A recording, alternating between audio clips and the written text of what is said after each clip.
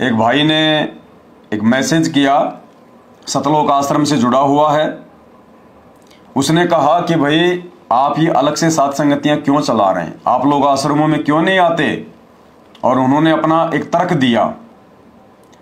क्या तर्क दिया, उनका व्हाट्सएप का स्क्रीनशॉट है, मैं जरा देखता हूं।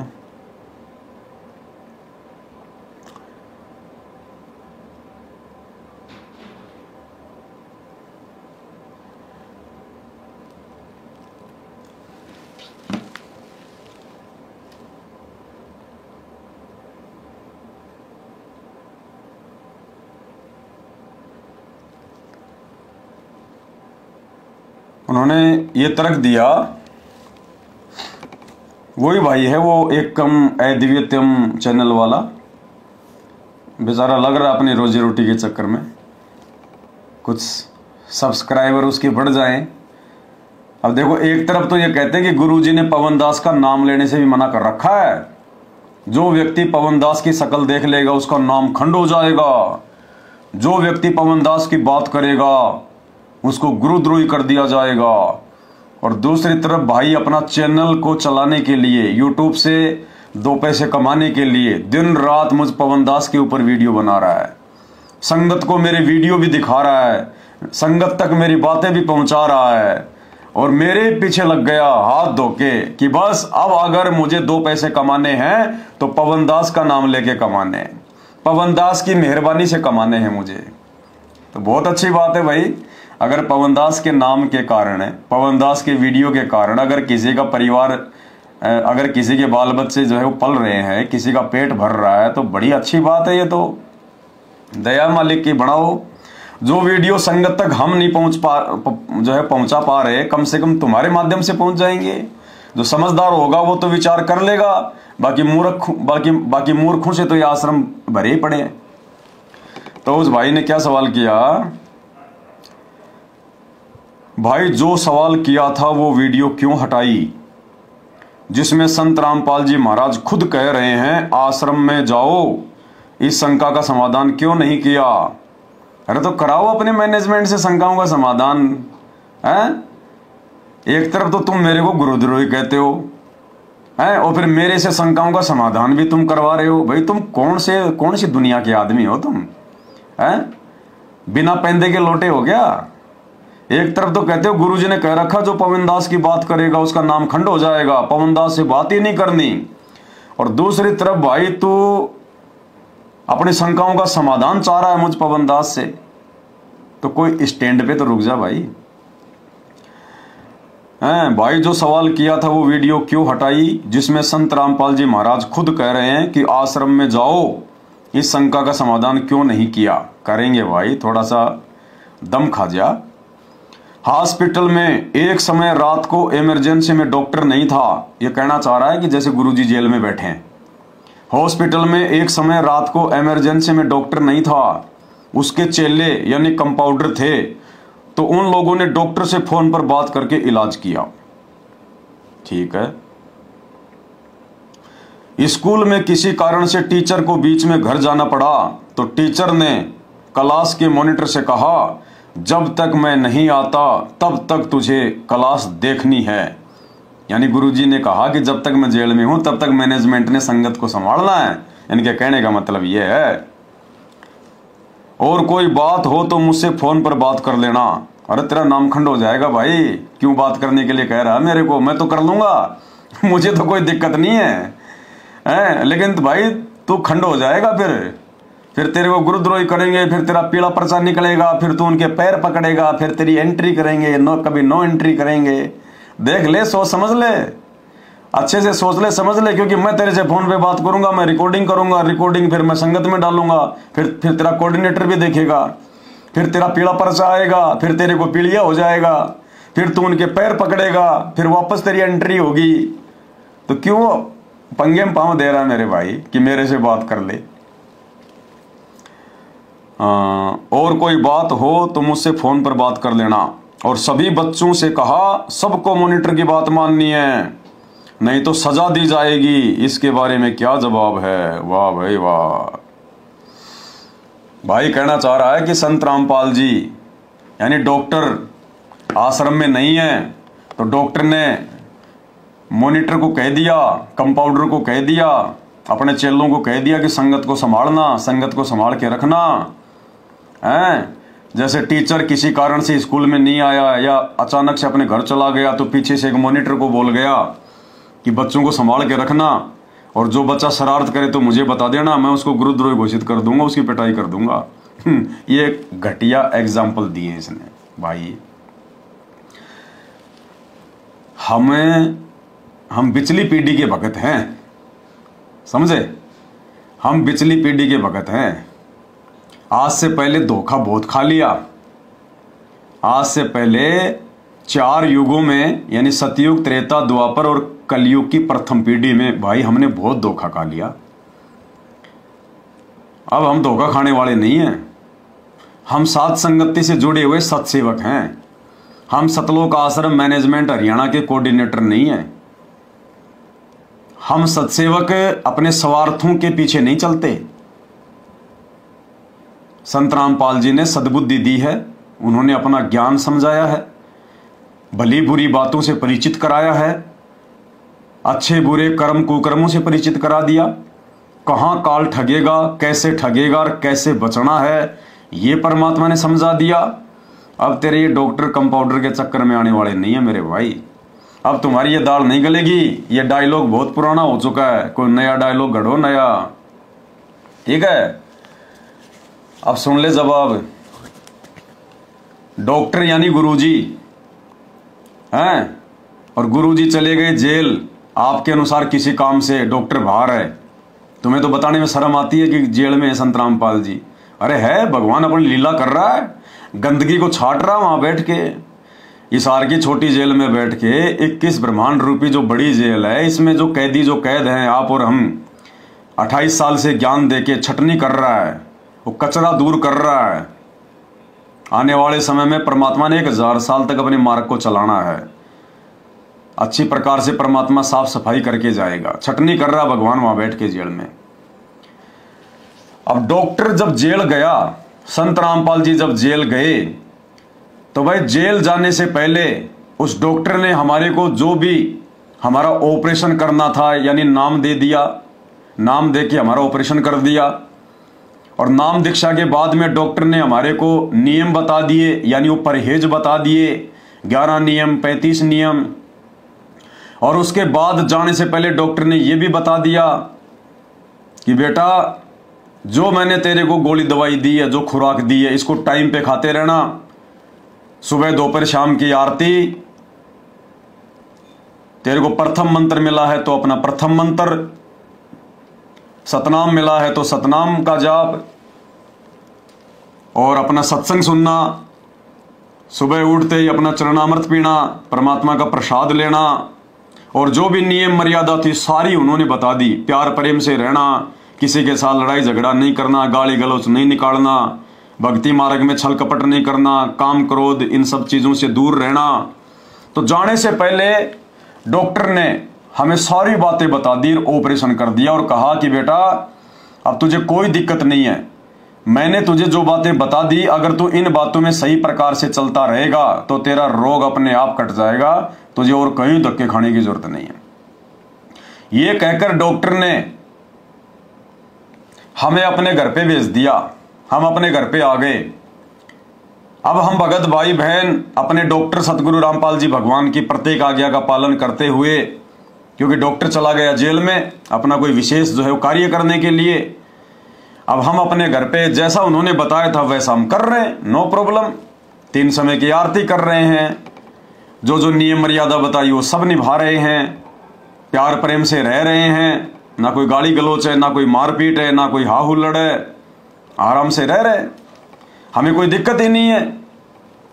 अब जो कंपाउंडर थे, डॉक्टर के जाने के बाद में पीछे जो कंपाउंडर थे, जिनकी पहले से ही आराम की रोटी तोड़ने की आदत थी, उन आश्रमों में जो कंपाउंडर थे ना, उन कंपाउंडरों की हराम की रोटी तोड़ने की आदत थी उनकी, भक्तों के दान पे अपना पेट भरने की उनकी आदत थी। अब डॉक्टर चला गया तो उन कंपाउंडरों को बड़ी टेंशन हो गई, बड़ी प्रॉब्लम हो गई कि यार ये क्या हुआ, आज से पहले तो डॉक्टर साहब की आड़ में हम भी मरीजों से 5-10 रुपये हड़प लिया करते थे, खा लिया करते थे, बढ़िया बढ़िया अच्छा गाड़ियों में घुमा करते थे, मरीज आया करते थे, डॉक्टर तक तो बहुत बाद में बात जाती थी। सारा सिस्टम तो हमारे हाथ में था। अब डॉक्टर चला गया जेल में, अब कंपाउंडरों को जो है पेट भरने के लाले पड़ गए, टेंशन में आ गए। तो मुख्य जो कंपाउंडर थे उन्होंने बैठ के एक मीटिंग करी कि यार क्या किया जाए, कैसे वो अच्छे दिन वापस आए।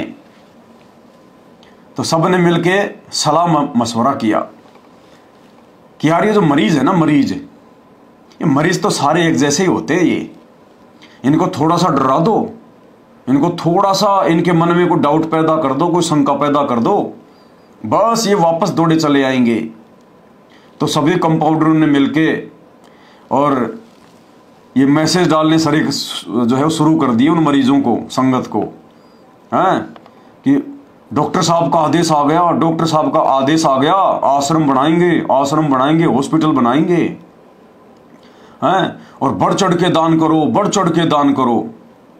अब वो बेचारे मरीज तो मरीज थे, उनमें इतनी बुद्धि कहाँ थी, नहीं तो उन मरीजों ने थोड़ा विचार करना चाहिए था। डॉक्टर बैठा जेल में डॉक्टर जेल में बैठा है तो पीछे से हॉस्पिटल बना के क्या चाटेंगे उसको। जिस हॉस्पिटल में डॉक्टरी नहीं है, जिस हॉस्पिटल में हमारा ऑपरेशन नहीं हो सकता है, उस हॉस्पिटल में जाके वहां पे क्यों अपना समय बर्बाद करें, क्यों अपना जो है वो धन बर्बाद करें। लेकिन मरीज बेचारे अब मरीज तो वैसे आधा बेचारा दुखी होता है, परेशान होता है, मानसिक रूप से थोड़ा मेंटल होता है।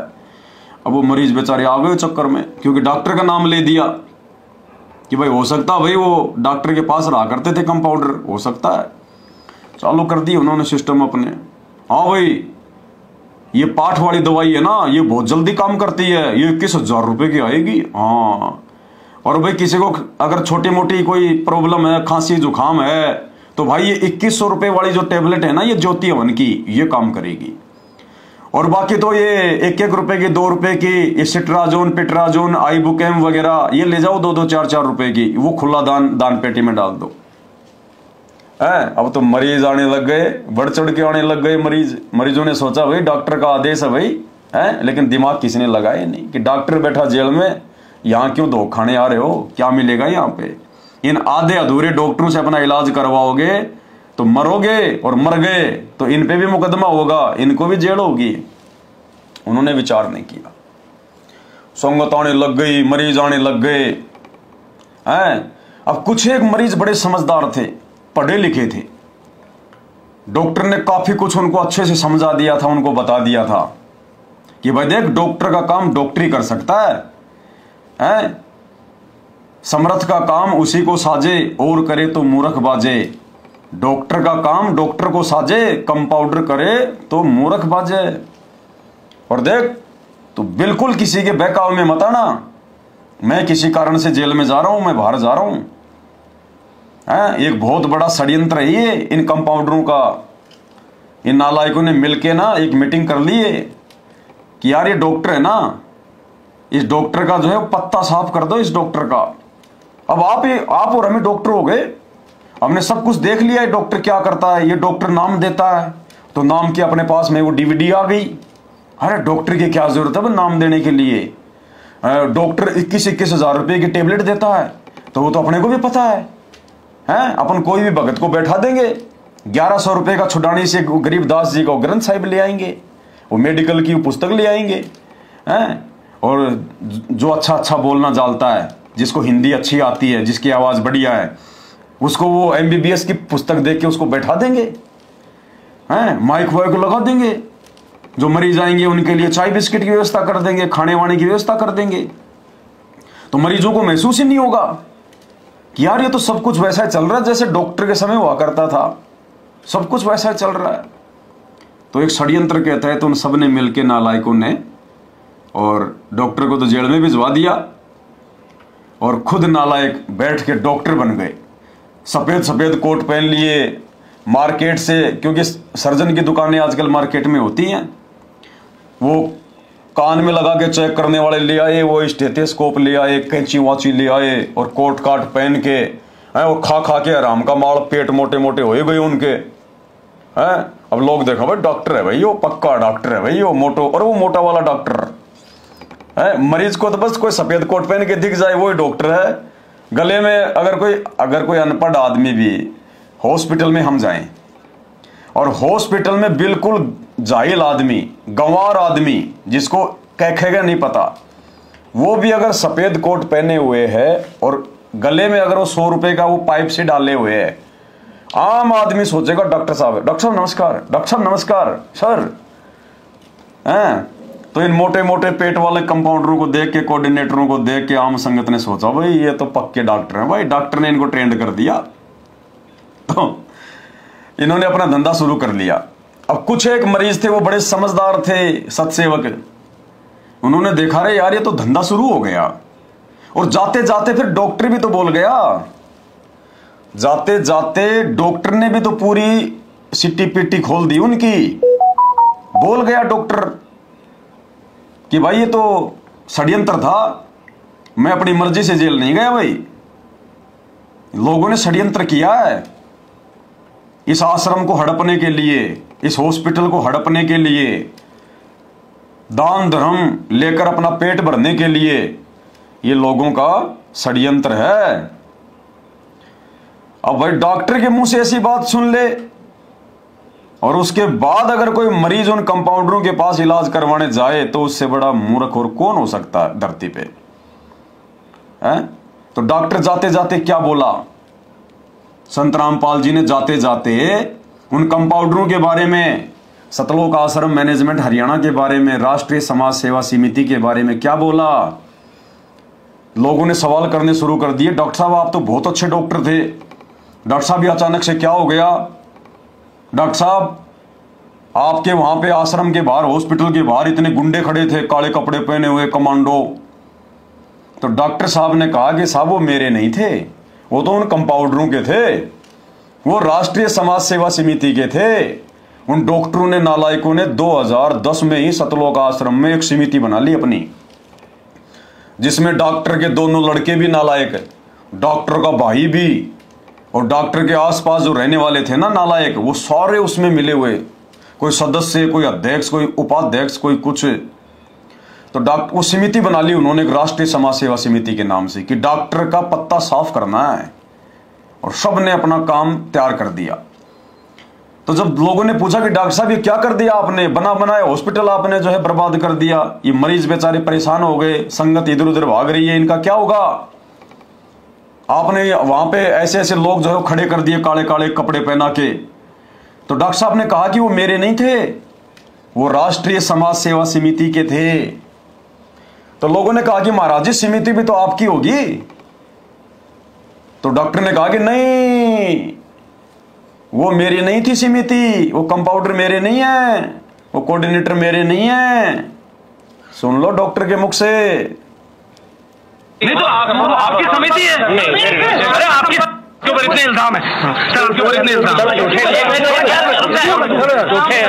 झूठे कैसे हैं आपके ऊपर? आपके गुंडे इतने खड़े थे वहाँ पे, हजारों आदमी हरियाणा पुलिस से। मेरे नीचे राष्ट्रीय समाज सेवा समिति। नहीं तो आपकी समिति है।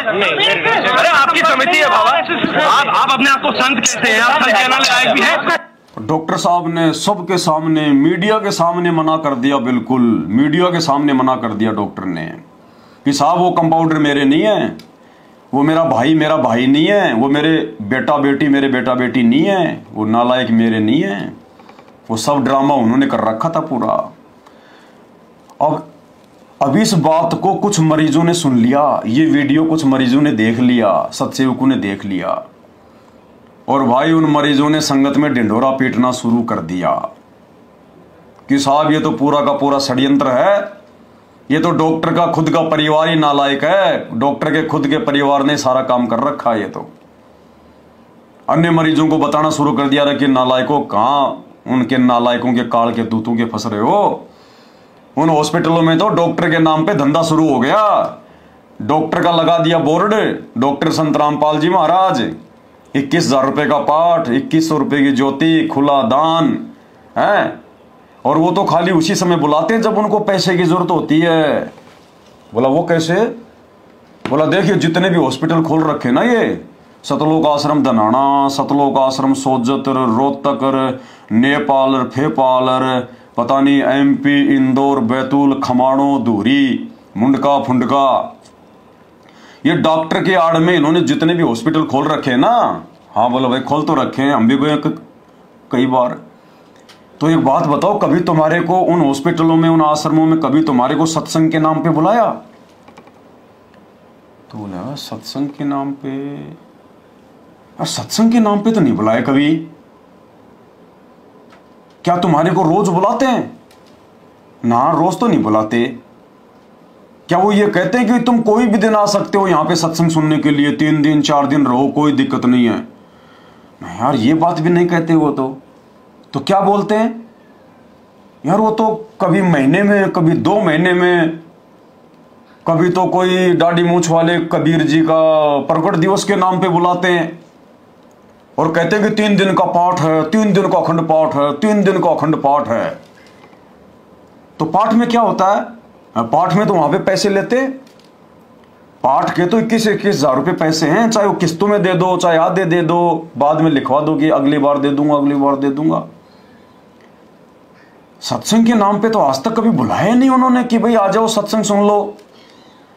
वो तो या तो कोई गरीबदास जी का बोध दिवस आएगा, या संत रामपाल जी का अवतरण दिवस आ गया, या फिर वो केशव बंजारे वाला आ गया, दिव्य धर्म यज्ञ दिवस आ गया, या फिर कबीर जी का वो प्रकट दिवस आ गया है।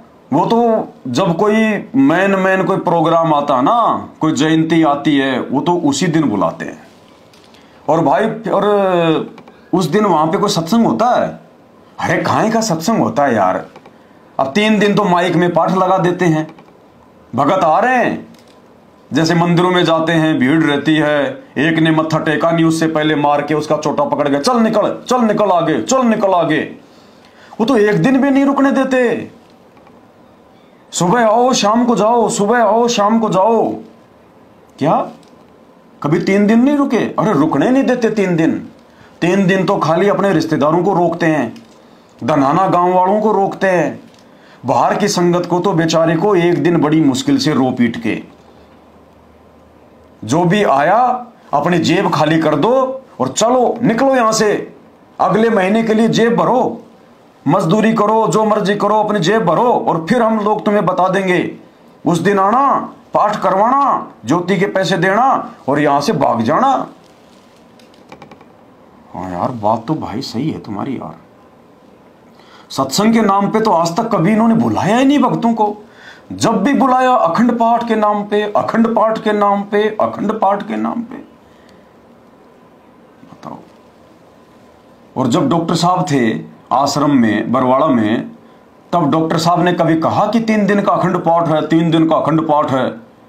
कभी कोई पर्चा निकलवाया? यार नहीं। डॉक्टर साहब तो ये कहते थे कि बच्चों पूर्णिमा को 3 दिन का सत्संग है, बच्चों अमावस्या को 3 दिन का सत्संग है। और डॉक्टर साहब तो बाकी दिन भी चाहे कोई आश्रम में आओ जाओ कोई दिक्कत नहीं, चाहे 5 दिन रहो चाहे 15 दिन रहो। हाँ तो सही है। तो भाई ये तो वास्तव में तो धंधा हो रहा है। अब ये बातें कुछ लोगों के धीरे धीरे समझ में आने लगी। अब समझ में आने लगी तो धंधा कम होने लगा, पैसे कम आने लगे। तो उन कंपाउंडरों ने वापस मिलकर एक स्कीम बनाई, मीटिंग करी कि यार ये कौन आदमी है जो हमारे मरीजों को रोक रहा है, हमारे मरीजों को डॉक्टर की ऐसी विधि बता रहा है कि वो घर बैठे अपना सारा काम कर रहे हैं, उनका रोग भी ठीक हो रहा है, कोई समस्या भी नहीं आ रही उनको। और अपन यहां जिनका जबरदस्ती इलाज कर रहे हैं, जबरदस्ती है पेट में दर्द दे रहे हैं कान की दवाई, इनको फिर भी प्रॉब्लम आ रही है, हजारों की संख्या में तो मर भी गए। वो तो अच्छी बात है कि डॉक्टर के नाम पे अपन ने हॉस्पिटल खोल रखा, इसलिए किसी ने कोई मुकदमा नहीं किया, नहीं तो हजारों मर गए। और ये हॉस्पिटल बनाने में 4-5 मर गए धनाना आश्रम में, ट्रैक्टर के नीचे दब के 4-5 मरीज तो वही मर गए सेवा करते करते। हाँ, और आते जाते हॉस्पिटल में आते जाते ना जाने कितने एक्सीडेंट में मर रहे हैं। और बीच में एक बड़ी महामारी आई थी कोरोना, उसमें तो ना जाने हजारों मर गए। ये तो अच्छा है कि हमने डॉक्टर के नाम का बोर्ड लगा रखा है, इसलिए लोग डॉक्टर के नाम से हमारे ऊपर मुकदमा नहीं कर रहे। लेकिन ये देखो, ये इन संगत को समझा कौन रहा है? हमारे हॉस्पिटलों को बंद कौन करवा रहा है? तो पता चला कि ऐसे ऐसे कोई पवन दास है, फलाना दास है। अच्छा,